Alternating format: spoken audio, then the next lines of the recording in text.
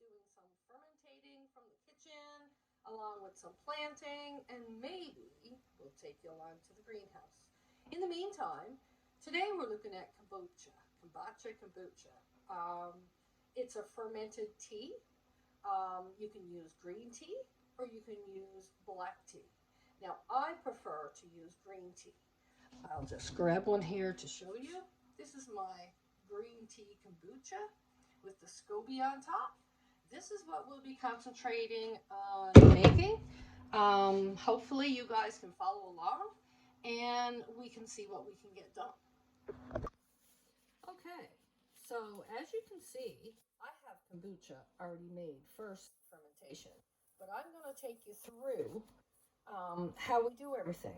If you're new to kombucha, it's a probiotic-rich fermented tea beverage. I'm sure you've seen it at the grocery store, and there's a lot of different kinds on the market. But by making it at home, you can not only save money, you can make it pretty easy once you get the supplies and get the hang of it. So I'm just going to show you here. So we've got to let it breathe. It is a living bacteria. So this is the SCOBY. It's, some call it a mushroom. It grows in your tea off the sugar we provide. And we always keep it for next time. I have to get a measuring cup here. So every time we make kombucha, we keep 1 cup full of that kombucha as a starter for our next one. So we put this aside to make our new kombucha, and this will now go on to secondary fermentate. And we would be using whatever fruit you want. You can use berries, you can use frozen organic fruit, or you can use fresh fruit right from your kitchen. So, you would need to make your kombucha, whichever you want to call it. You will need a gallon jar. You will need a 4-cup measuring cup. You would need gloves. Always use a wooden spoon because we're dealing with a live bacteria. And your SCOBY, your organic cane sugar, and I use green tea. Now you can use black tea, but I don't want the caffeine, so I use green tea. And of course, you have to have your starter kombucha with your SCOBY. So you can either purchase your SCOBY online. If you know of a friend that has one, you can barter, you can buy, you can basically order them offline. I have a few extra here that I can spare along with some juice. I can package it and mail it to you if you wish. It'll only take a couple of days to get it. And you can get started. You can buy organic sugar at any Dominion store or co-op, or I get mine at Costco in bulk because I make kombucha every week, and my husband and I and my 3 girls love it, and we'll get to that in a little while. Hi everyone, we're getting ready to do the first fermentation of kombucha. Now, I've been doing it for 4 years. I know it with my eyes closed. I started doing kombucha because of the fact I have IBS. And I find that kombucha puts the right probiotics back in my belly, so my belly is not aching and bloated as much. Now, remember, I've been drinking it for 4 years, along with my family. So it does make a difference. But if you start on the road with kombucha, don't give up on it. Keep at it for at least a couple of months. See if you see a difference. Scientifically, there's nothing proven that it helps, but just by using it, it's not going to hurt you, number 1. Number 2, it's so healthy for you. It'll take the sodas out of your diet. It's fun to make at home. My 12-year-old often helps me and loves it. She thinks she's doing a science experiment. So I guess let's go. And you can follow along and get your supplies and any help needed. Give me a suggestion, comment, and I'll come right back with you and suggest where you can find it um, or where to purchase it online. So, with further ado, let's get going. So myself, I do green tea. So what you would need 6 packets of green tea. So you can purchase that at Walmart, you can purchase it at Costco, or maybe just any local store right now. You need 4-cup measuring cup. You need your 1-cup starter along with your SCOBY. You need a 1-gallon jar to put everything in to ferment. I keep my tea just in a mason jar. I use coffee filters for the top, and we'll get to that a bit later. I use plastic, not metal, because of the bacteria. You don't want to kill it. I use organic cane sugar. You can buy it at Walmart at Costco in the bigger bags, or you can buy it at Walmart in the smaller bags. I have this bucket here because I keep mine in a bucket with my measuring cup because I use it weekly, so I keep everything together. Okay, and basically that's it. So now we can get going. I have the kettle on boiling, and basically you bring your kettle of water. Now, your water should be no chlorine in it. It's better for you. So if you got your own well, or know somebody with your own well, or purchase well water at the store, it's better if you use everything as organic as you can get it.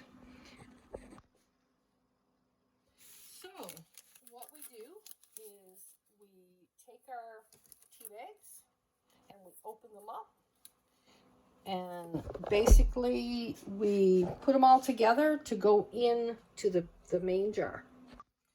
So now I have 6 tea bags just tied together, so it's much easier to get in and get out. So we put 6 tea bags in the jar, and to that we're going to add 4 cups. That's 2.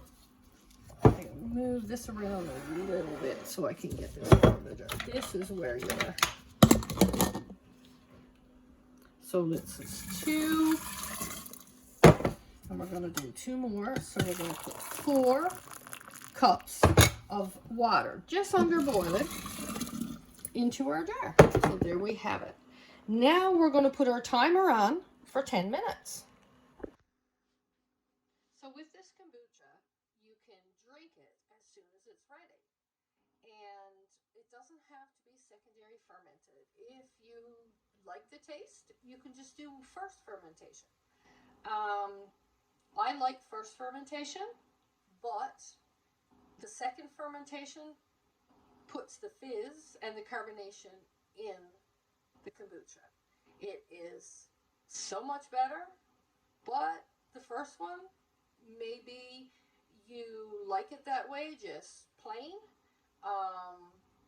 Maybe you don't want to take the trouble to do it with fruit. Maybe it's too costly to do it with fruit. My kids love it either way. So I do some regular kombucha, and I also do some secondary fermented kombucha. For that reason, keeps everybody drinking it. I can hardly keep it going in my household. Like I said, it's 4 years now, and we're going steady. I've probably got about 6 batches on and ready to go. Oops, our timer just went, so let's get right back at it. So our timer just went, so we'll take our funnel off. Now, when you're taking out anything from your kombucha, you always use a wooden spoon. And the wooden spoon allows not to hurt the bacteria that's in the solution for the kombucha, and keeps everything good. And our tea bags, we just compost them and put them right in our compost pile. I'm just going to lay them over there. That'll go in our compost pile a bit later. So now I'm going to take our water and add to our kombucha. But first, we've got to put 1 cup of organic sugar. I'm just going to get it out of my bucket here because it looks like I'm going to have to fill my bucket again. So I have 1 cup of organic sugar. I'm going to put my funnel back on my bottle, and I'm just going to pour in the sugar. Take off my funnel, put my measuring cup back in my bucket, and I have to fill it up again. So now I'm going to stir up the sugar in the fermented tea. Sorry, it's not fermented tea, green tea. It will be fermented till the sugar dissolves. Just a few swirls around. Now I'm going to turn on my tap here because we have well water on the farm, so I can actually add well water right to my kombucha bottle. So we're going to add 8 cups, and 8 cups allows it to mix through to the right consistency, and it also cools down our water so we can add our starter solution, which is in our cup. 6, 1 more, and we can add our SCOBY. If the water was too hot, you'd burn your SCOBY and you'd kill it, and basically it wouldn't work. So we've got 8 cups of water to our jar, and we're going to give it another swirl with our wooden spoon. Make sure it's all mixed up good. Now we're going to take our, notice I'm wearing gloves. Because of the bacteria, I don't want anything else in the jar but the good bacteria. So I wear gloves all the time when I'm making kombucha. So now we're going to add our starter back into our bottle. And we're going to give it another swirl. And it's gone down to a good temperature. So what we're going to do is bring our SCOBY over. And our SCOBY, I'm just going to fold mine. Mine is pretty big, and it's another one. If you can see, they grow the second one. Mine is growing a second SCOBY that I'm going to leave on there for now. But after this ferment, we should be able to take off another SCOBY and share it with someone, or make another kombucha bottle. So I'm going to put my SCOBY in there. Sometimes they'll float. Sometimes they'll sink, but all good. So I'm just going to pour in the little bit of starter fluid that was left. All right, so there's our kombucha. Whoops, my glove was caught up in my camera here. There is my kombucha, basically ready to go. I'm going to take my stuff out of the way. So now we put the top on our jar, which you have to use. You can use a dishcloth, a dry, clean dishcloth, or some people use pillow ticking. Sometimes you get fruit flies in your home, and you have to use something that the fruit flies can't get through because they love this stuff. So I'm putting this on, and I'm going to put a rubber band on to hold it in place so the fruit flies cannot get in. And basically, this is complete. So now we're going to put it back on our countertop, and we're just going to let it ferment for 5 to 7 days. Now on the 5th day you can taste it, and if it's not quite done, you can leave it for another 2 days, or you can actually do it on the 5th day if you really want to get it going and get it done and taste it, or get your second fermentation started. And what I do, I have a chalk pencil. Some it's like the one you use for dressmaking. It can mark on bottles, it can mark on material. Anyway, all I do is, just to remind myself, in 5 to 7 days, I'm going to take my bottle and I'm going to put April 1st on my bottle, so I'll know when I'll put it on. And I'm going to put number 5 would be the day I'm going to check it. So basically, I'm going to put this back now on my countertop, and I'm going to let it ferment. And on the 5th day, I'm going to check it. If we're good to go, I'm going to do a second fermentation with some berries or fruit of my choice.